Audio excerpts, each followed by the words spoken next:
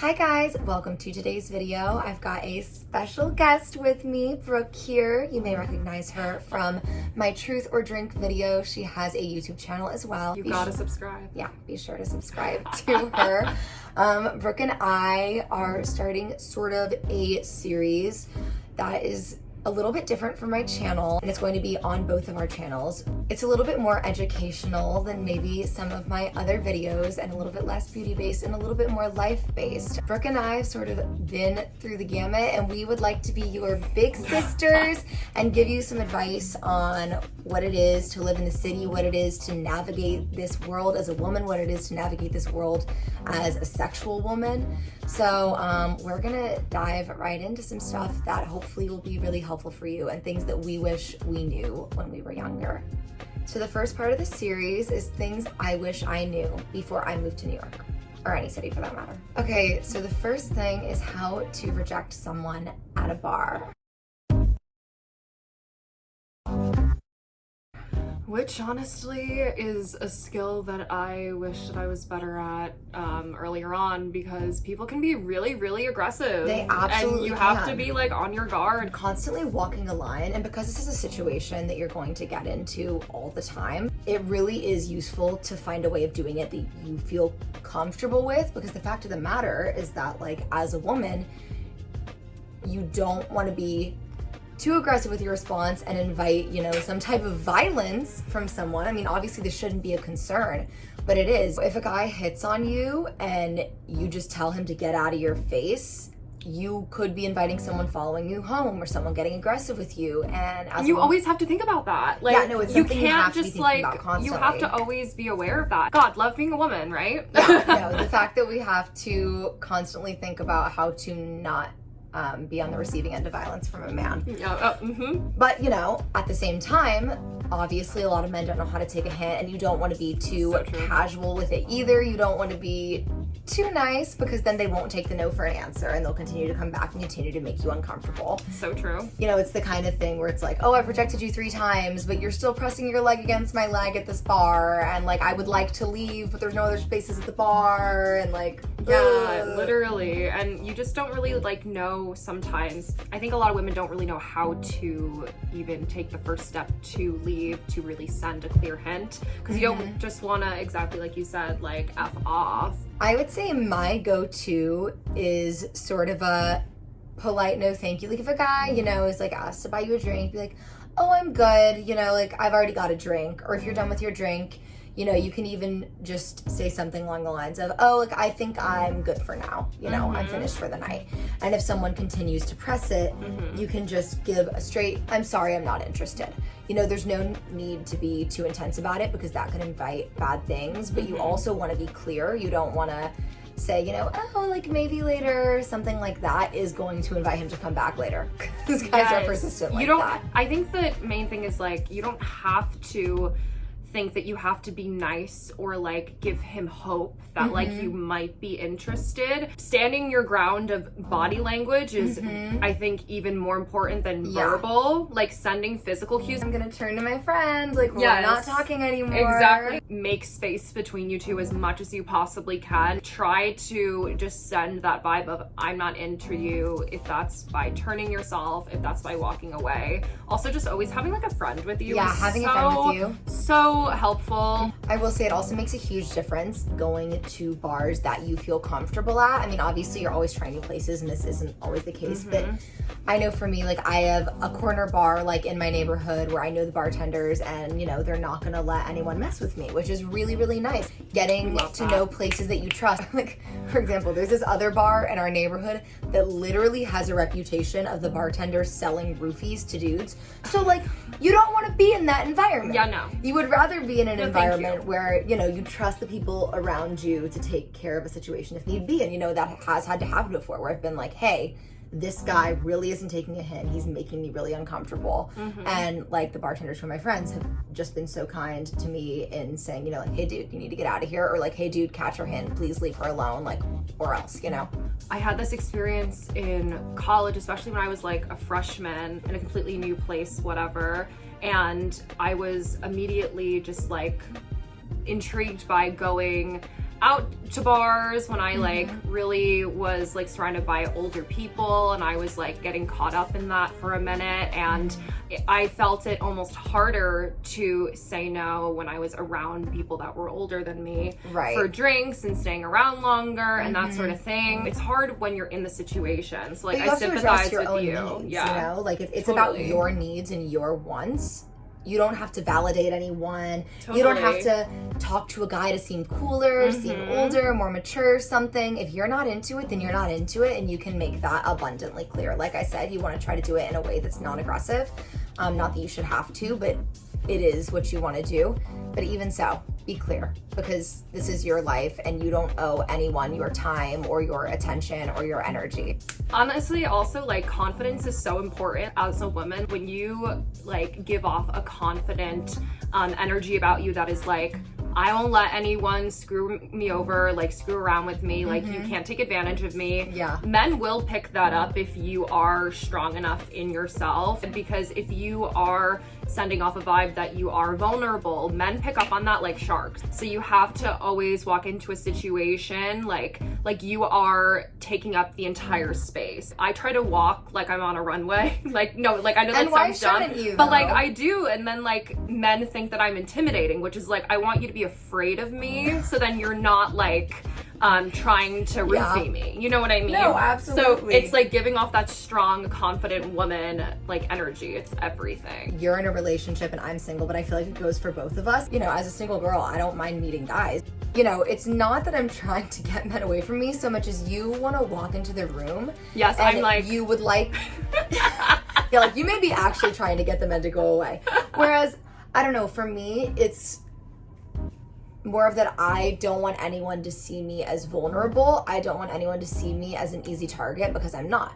No, not at all. And you shouldn't be either. Also, I don't know, just generally it is hard to say no, and we've talked about this, how there's pressure from around you to entertain a guy so often, especially in sort of insular environments like high school, college, even like the workplace. You feel like you need to be nice to everyone and you want to maintain a good standing with everyone. So you don't want to create drama. So like you feel like an outward rejection is mean, but there's nothing mean or rude about not accepting someone's advances. If a guy that I respect perfectly well comes up to me and wants to ask me on a date, you know, I still feel that, oh, like I should say yes because I don't want to be mean to him. Like I should give him a chance. I don't want to hurt his feelings. Well, and I can't say how many times that I've gone the wrong direction and, you know, known for a fact that I wasn't into someone, but still sort of been like, oh, sure, like I'll go on a date with you, or oh, I'll give you a chance because I felt like it was the nice thing to do, or I felt like it was what I had to do. And ultimately, it wasn't good for either of us, because one, then you're sitting there feeling entirely uncomfortable in this situation. Literally. And two, then you're gonna end up hurting that person anyway when you ultimately do reject them. You know, you don't feel about them the way that they're hoping that you will. Yeah. I mean, or worst case scenario, you end up like feeling the need to keep saying yes, you know, and that's awful. And then it just escalates from there, and then you're like, well, yeah, because you're like, well, I've been leading him on, so now I feel like I should sleep with him because I've been leading him on so much, and it would be mean not to, and that is such a toxic way of thinking. And but it's been all ingrained into us that so way. much. We've all yeah. like been there. Oh, and I will say, I'm not above using a lie that's your truth and being like, oh, sorry, I have a boyfriend. If a guy's being persistent, you know, if you've said no to a drink a couple times and he's still coming after you, sorry, I have a boyfriend. Oh, of course, the's always the, oh, where is he? Yeah, He's no, not here. Like, that's exactly what he said last night. Yeah. He was like, well, I don't see him here right now. And I was like, okay. Well, he exists. So there you go. Yeah, I mean, like in my case, he doesn't, but yeah. No, but that is, oh, he's a great one to use. I will say too that like I just naturally do have a flirtatious personality, and you know, Gemini rising.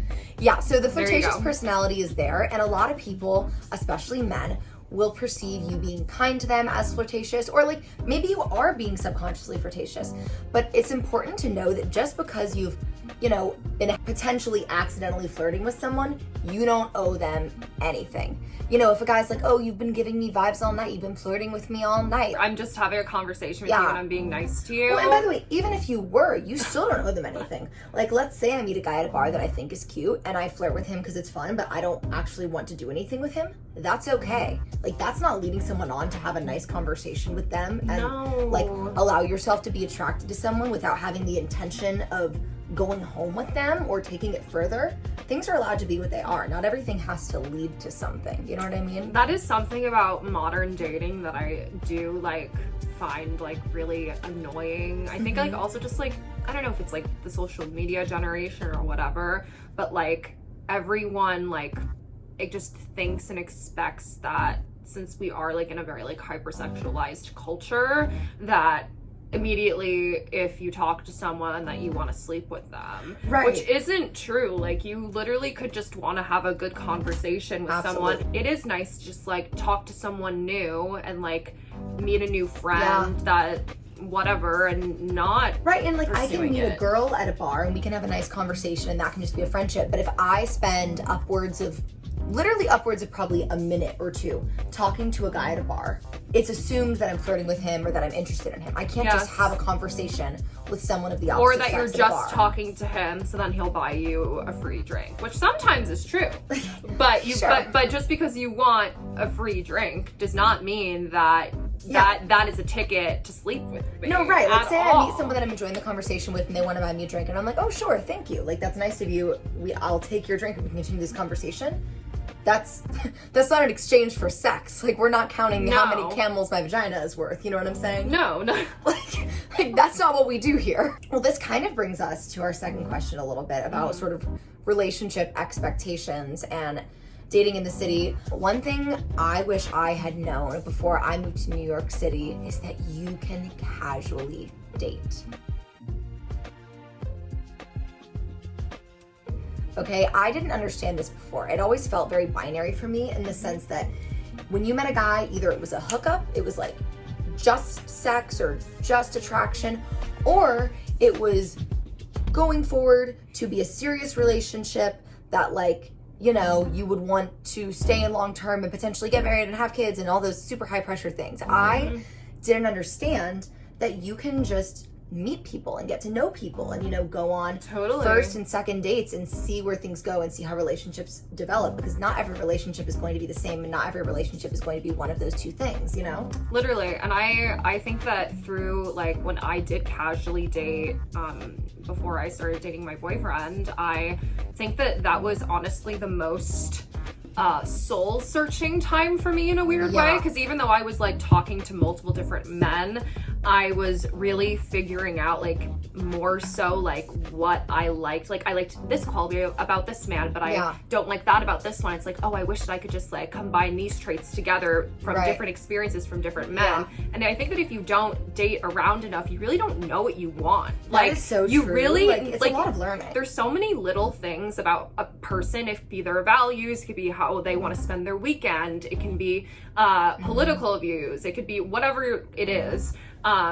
I feel if you just stick to one person, you don't really know the options of what could be out there. Yeah, no, and I feel I've had so many awesome relationships with people in the city that were really mostly learning experiences. I don't know, there's all these weird rules. It's oh, if you meet someone's friends, now you're moving towards being in a relationship or something. Oh, I love that I have relationships with people or people that I've dated that I can hang out with now and I can be friends with now and can talk to my friends now and things like that. Yeah, no, totally. It does create an environment for sometimes less disappointment. Yeah. Because if you are dating multiple people, you aren't really putting pressure on that. No, and it's so easy to sort of sabotage something before it's even begun when you have all these expectations. I am a culprit of that. Yeah. I have done that. I can say honestly that I would love to be in a serious relationship and find a boyfriend or girlfriend that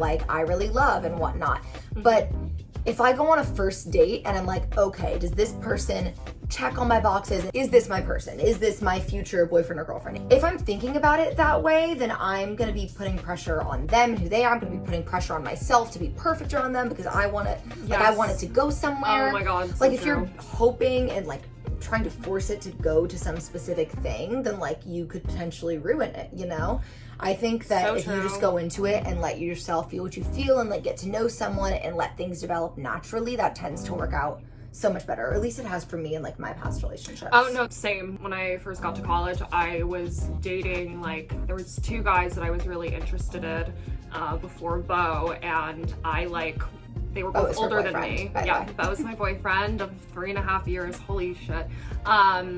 He's amazing. But those 2 men, I really did like both of them, and I like was like, you know what, like, I don't know, like I can like really see a future like with these guys, and I like put like pressure on them kind of, but then I kind of realized that I was thinking about it too much, and that's why like it didn't work. Yeah. And with Bo, I literally did not want to date anyone. Like after I was with those guys, I was like, you know what? I'm just gonna do me. I don't want to do this. Like, and I was like, you know what? I'll just like do it casually with him. And like I ghosted him after we hooked up the first time. Sorry, That's babe. funny. That's so and funny. then we were friends, and I didn't put any pressure like on it really, and then it just kind of happened. Right, by and like itself. that was the journey that you guys had to take to get where you are now. Yes, you know exactly. what I mean? And like I met him in my hoe phase, and then like it just naturally just occurred. Yeah, I feel that. I also feel like some of my best, more serious relationships were when I wasn't really looking for it. No. You know? Like,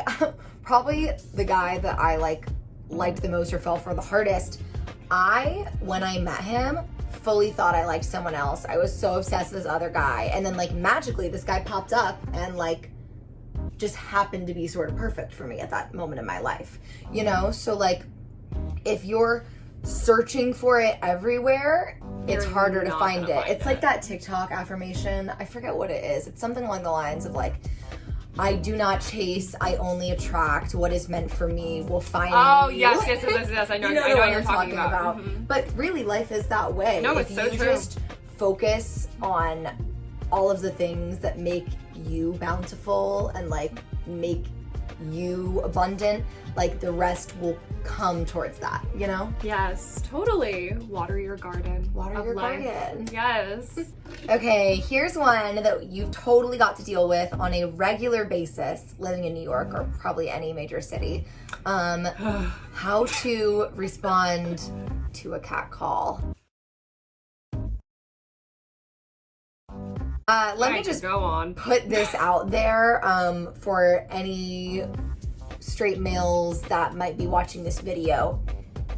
Catcalling does not work. Like, it is... I don't know why people think it works. No, like, I honestly have no idea why people do it, because clearly they're hoping for something to happen. But women don't think it's cute. There's this TikTok I saw the other day that was like, how do you know a scene was written by a man? So this scene in How I Met Your Mother, Lily's like, oh, I have a great memory associated with this dress. And Robin's like, oh, what was it? And it's literally of her getting catcalled. And the guy goes, damn. And she goes, I got a 2-syllable damn. And then Robin goes, that's the dream. And literally every woman watching this is like, what are you talking about? No Like, woman has been like, oh God, that catcall was what I needed today in my life. no, like it does That not is make exactly you what I feel wanted to hear on confident. my way back from work. No, all a catcall does is make a woman feel so unsafe and uncomfortable and objectified. When like, I get catcalled, I just keep walking or I flip them off. yeah, like that's you one of the actually, yeah, how to respond to a catcall. What I said before about you have to be nice, don't do that. I will say, don't like come up to the guy and try to fight him because you don't know that you will win that fight. But you gotta either keep your eyes forward, keep it moving, like don't do a thing, or like a casual is good enough. I mean, if you're like in an area with friends where you feel particularly safe. Yeah, I throw wouldn't the- flip someone off if you're alone. No, I wouldn't flip someone But off if you're with walking your alone. friends, it's fine.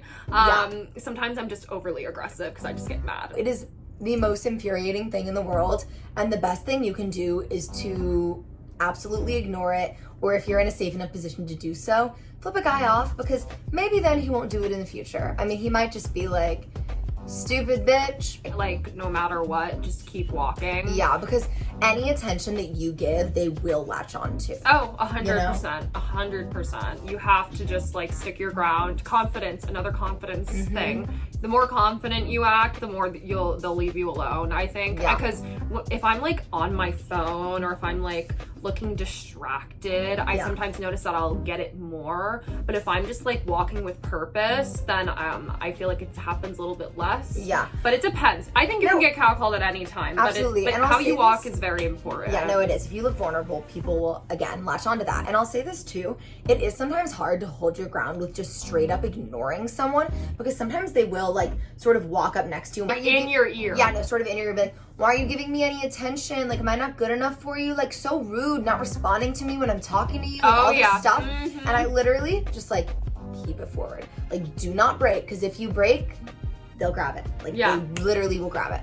That's very common in New York, and like even in like Salt Lake City where I lived, I like was very much so approached when I was just like sitting in the park with my friends and like just coming up to you. And men also just feel entitled to your time. Like, I will be clearly in the middle of something, like on the phone, running, listening to music, clearly, busy. And someone will be like, hey, excuse me, like, I just like wanna like take you out, or like try to start talking to you or try to hit on you, and it's like, oh, sorry sir, like, sorry, I'm busy. And they're like, but wait, no, like, no waiting. You're not entitled to my time. Like, I'm not going to give you any more of my time for you to like shoot your shot when I've already told you it's not gonna happen. And I will say, like, in a bar situation, I never fault a guy for hitting on me in the first place. Like, shoot your shot, do what you want to do. Like, I get it, everybody's trying to find someone. But it's when you're clearly busy. I feel like a lot of times when you get hit on, getting catcalled specifically, it's really when you're not looking for any attention. Yeah, absolutely. At all, when you're literally just living your life. Yeah, like, do you think when you see me, like, in my leggings and my big t-shirt with my hair in a bun, no makeup, Gatorade in hand from last night's hangover, that like I want to talk to you right now? Because I promise you, I don't. Like, I really don't. Like, you could look like Chris Hemsworth right now.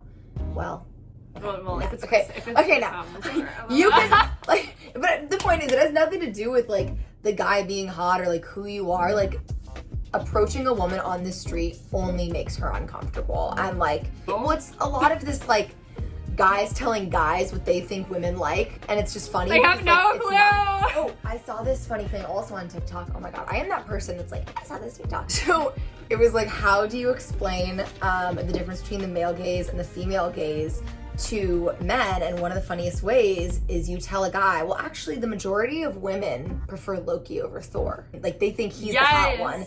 And they're all like, what?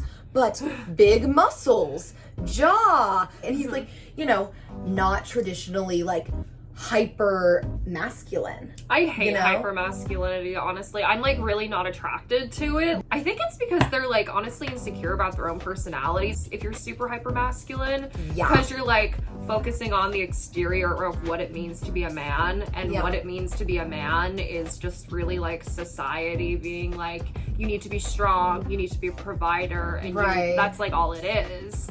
And I don't know, having emotion is like so much better, Yeah, like, that's hot.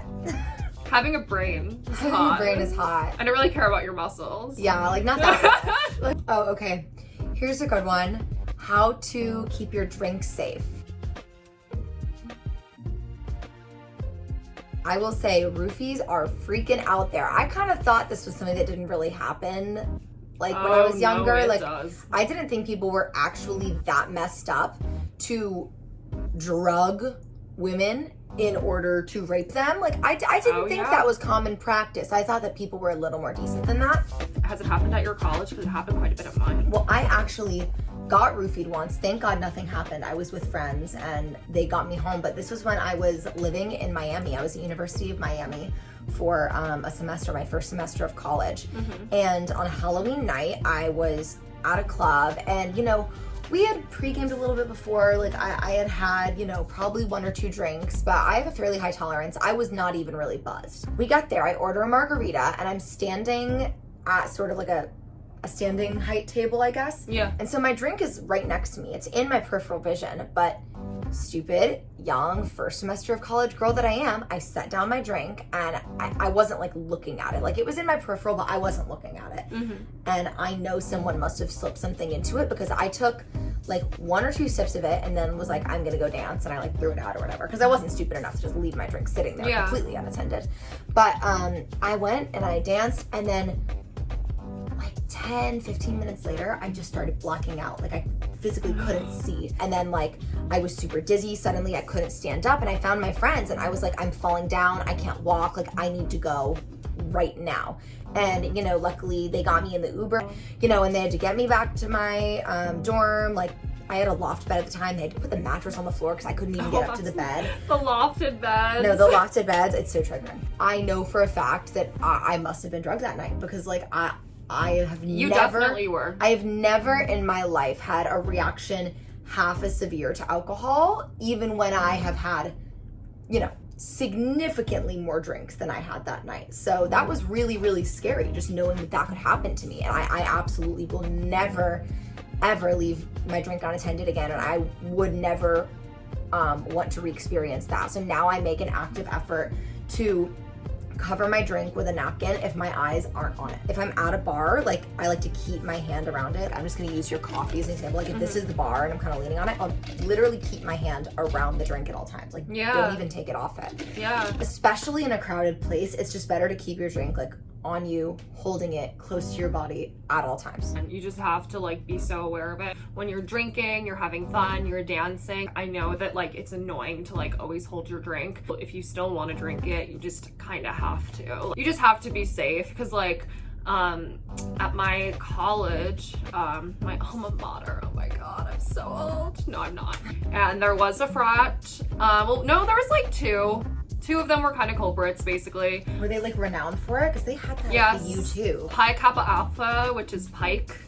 Pike was known to be like the roofie rape frat. And also Sigma Chi, which was like the rich boy frat, also was known for that. Can you imagine a school, because you know, they've got to be somewhat culturally aware, knowing that a frat has a reputation for being like the rapey frat. As soon as I came to the U, that's like the first thing I was told was like, be careful at Pike. Like, and the way that we just accepted this, like, we're like, oh, okay, I guess that's the rapey frat. I'll stay away and not think it's a big deal. It's because it's a bunch of rich white dudes, and that's why. But honestly, like, something I stopped doing because apparently this was like the year before I came to the U. Pike like was putting roofies in their jungle juice. You have to be careful about like going to a college party if there's like open tubs of alcohol that's already pre-made and they're handing it out. Like you don't know what they've put in that jungle juice. No, you can always pre-game with your own stuff. I know a lot of people who like just turn to the person to our next and be like, oh, will you watch my drink? While they go to the restroom. And it's like, unless you really trust that person. Only give it to a girl. Just give it to a girl. Well, and even then, like a girl who you think is sober enough to remember to keep her eyes on it. Like, you know what I mean? You have to think about all those things. Totally. And on that note, I hope that you guys enjoyed our little conversation about navigating life in the city, about how to feel safe as a woman in general. It's so hard, especially as a young person moving alone to the city who's never experienced a lot of this stuff before. Like, I know both you and I have dealt with a lot of scary experiences, and honestly, if you can learn from us and not from experience, that would be better. You know? I hope that you learned from this video and don't have not to go actually go through it. Yes. Yeah, absolutely. We are going to be continuing this series with a video about dealing with sexual assault and hypersexuality and things of that nature, and that's going to be going up on Brooke's channel, so you absolutely have to check that out. Thank you guys so much for watching. Thank you, Brooke, for being on my channel. Thank you for having me. Oh, of course. If you guys enjoyed this video, please give it a thumbs up. If you would like to see more of my content, you can go ahead and subscribe to my channel. You can also ring the bell to be notified of my upcoming videos. Thank you guys again so much for watching, and I hope you have a wonderful rest of your day.